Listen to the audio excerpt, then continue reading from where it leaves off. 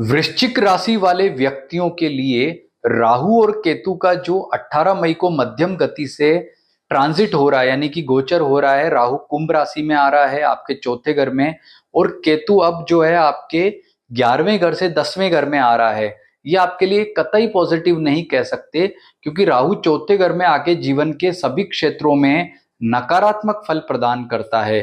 क्योंकि इसके साथ साथ में गुरु भी आपको 14 मई को अष्टम भाव में आकर के आपका नेगेटिव फल प्रदान कर रहा है। तो ये दो महत्वपूर्ण ग्रह यहाँ नेगेटिव हुए हैं, इससे आपके जीवन में काफी उथल पुथल मच गई है। और शनि भी यहाँ पर कंटक से ट्रांजिट कर रहा है पंचम भाव से।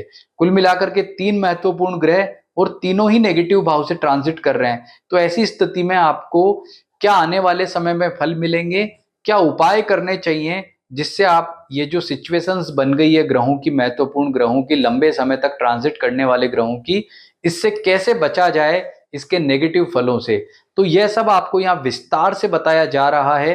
पूरा वीडियो जरूर सुनिएगा, आपके लिए बहुत यह काम का है। और हमारे चैनल एस्ट्रो सुधाकर पुरोहित को आप लाइक, सब्सक्राइब या फॉलो करना बिल्कुल भी नहीं भूलें।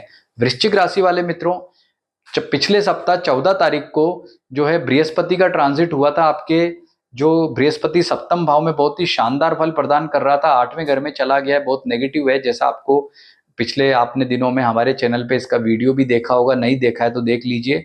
तो ऐसे ही अब राहु जो है चौथे घर में आ गया है, और चौथे घर में राहु का आना इतना ज्यादा अच्छा नहीं मानते हैं, क्योंकि राहु चौथे घर में और केतु दसम भाव में जब होते हैं तो जीवन के सभी क्षेत्र प्रभावित होते हैं इससे।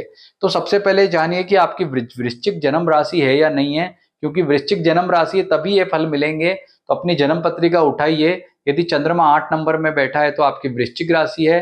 अन्यथा आप अगर अपनी जन्म राशि को लेकर के कंफ्यूज हैं तो अपनी date of birth, time, place जो है हमें कमेंट में बता दीजिए, हम आपको बताएंगे आपकी जन्म राशि क्या है। तो ये वृश्चिक जो आपकी जन्म राशि है, इसके आधार पर आपके जो सारे क्षेत्र यहाँ दिख रहे हैं आपको, इसमें आपको राहु केतु कैसे फल प्रदान करने वाले हैं इसकी चर्चा इस वीडियो में कर रहे हैं, साथ में रेमेडी की बात भी करेंगे। शुरुआत करते हैं सबसे पहले स्वास्थ्य की। तो स्वास्थ्य के मामले में यहाँ पर आपको राहु चौथे घर में आकर के बहुत अच्छे फल प्रदान नहीं कर रहा है। ये हेरिडिटिकल इश्यूज आपको दे सकता है, अनुवांशिक। इसके अलावा कोई पुराने दिनों में दिक्कत या परेशानी रही है वे उभर के आ सकती हैं। वाहन चलाते समय आपको सावधानी रखनी, कोई एक्सीडेंट ना हो जाए। अगर आप हार्ट के पेशेंट है या बीपी के पेशेंट हैं तो भी ये राहु चौथे घर में आपको अच्छे फल प्रदान नहीं कर रहा है। इससे बचने के लिए आपको क्या उपाय करना चाहिए इसकी चर्चा आगे वीडियो में करेंगे। ऐसे ही केतु यहाँ पर आया है, तो केतु भी आपको स्वास्थ्य के मामले में चिंता या दिक्कत देता है। कुल मिलाकर के राहु या केतु आपको मानसिक और शारीरिक दोनों ही प्रकार की चिंता या समस्या प्रदान कर रहे हैं, जो आपके लिए बिल्कुल भी पॉजिटिव नहीं मान सकते।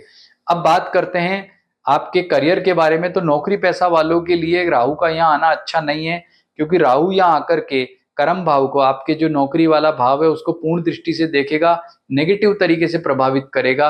तो चलती हुई नौकरी में समस्या ना ला दे, इसको आपको ध्यान रखना है। जल्दबाजी में कोई निर्णय नहीं लेना है, जल्दबाजी में कोई कार्य नहीं करना है। यदि आप जो आपकी जॉब चल रही है उसमें कोई परिवर्तन करना चाहते हैं, स्थानांतरण करना चाहते हैं, तो अभी आप थोड़े दिन रुक जाइए, उसके बाद प्रयास करें। प्रमोशन के लिए प्रयास कर रहे हैं, थोड़े दिन रुक जाओ। अगर आपने रेज्यूमे कोई नौकरी चेंज के लिए लगाया है तो अभी थोड़ा उसको स्टॉप करें। कहने का मतलब ये परिवर्तन अभी कर लेंगे तो इतना ज्यादा अच्छा नहीं रहेगा। ये राहु का यहाँ आना नौकरी पैसा वालों के लिए जो है वो कहीं ना कहीं उनके स्वभाव में भी दिक्कत देता है, इसलिए आपके अधिकारियों से या सहकर्मियों से आपका रिलेशनशिप भी प्रभावित होता है। व्यापारियों के लिए देखें तो व्यापारियों के लिए भी ये परिवर्तन बहुत ज्यादा अच्छा, श्रेष्ठ और पॉजिटिव नहीं कह सकते, क्योंकि यह आपके व्यापारिक लाभ को बाधित कर सकता है। खासकर आप पार्टनरशिप में बिजनेस करते हैं तो उसमें आपको ये ज्यादा दिक्कत या परेशानी दे सकता है। पार्टनर्स के साथ में आपके स्वभाव को भी ये परेशानी में डाल सकता है। तो आपको जो आप व्यापार करेंगे उसमें बहुत ही सावधान या सचेत रहना होगा, क्योंकि जो बृहस्पति है आपके धन भाव का स्वामी है, वह भी अष्टम भाव से ट्रांजिट कर रहा है। तो ये दोनों ही ग्रह मिलकर के नेगेटिविटी क्रिएट करेंगे, और दोनों ग्रह आपस में भी देख रहे हैं। गुरु राहु को, राहु गुरु को देख रहा है। तो ये जो सामंजस्य बन रहा है वृश्चिक राशि वालों के लिए, ये विचित्र संयोग आपके लिए दिक्कत या परेशानी का कारण ना बन जाए, इस बात का विशेष ध्यान रखना है।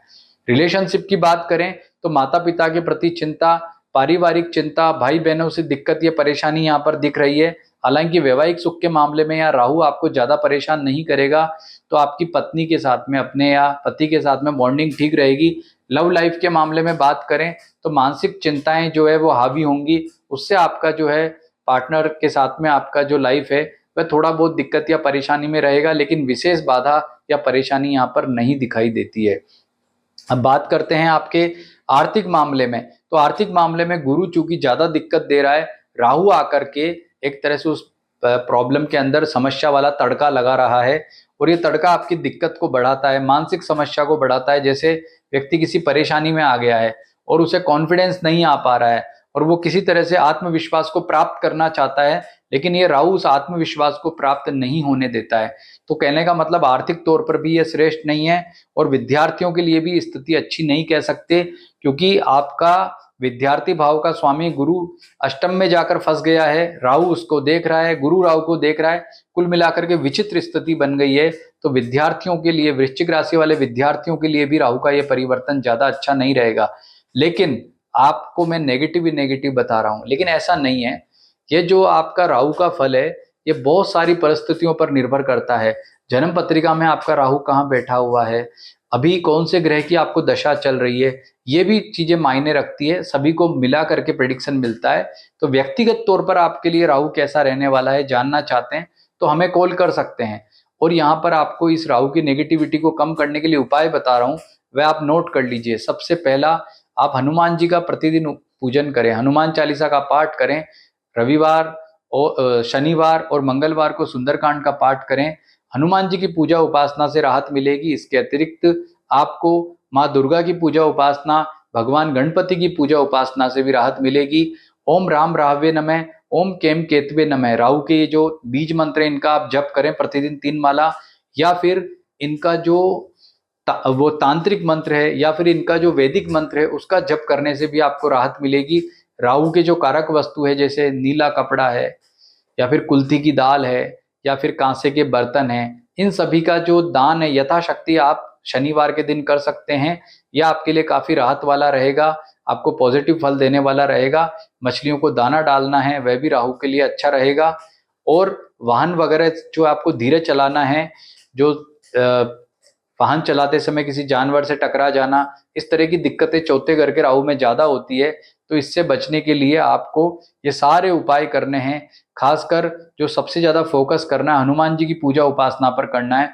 अगर आपकी कोई हेल्थ में दिक्कत आ गई है, उसमें समस्या आ गई है, तो हनुमान बाहुक का आप पाठ कर सकते हैं, देवी कवच का पाठ कर सकते हैं, आप राम रक्षा स्तोत्र का पाठ कर सकते हैं। ये सारे उपाय आपको इन समस्याओं से, दिक्कत से बचाने वाले रहेंगे।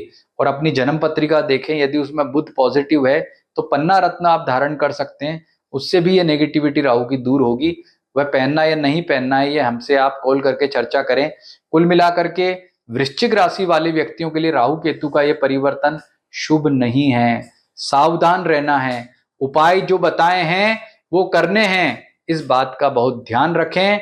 अगर ध्यान रखोगे तो दिक्कत नहीं आएगी और समय भी बेहतरीन रहेगा। नमस्कार।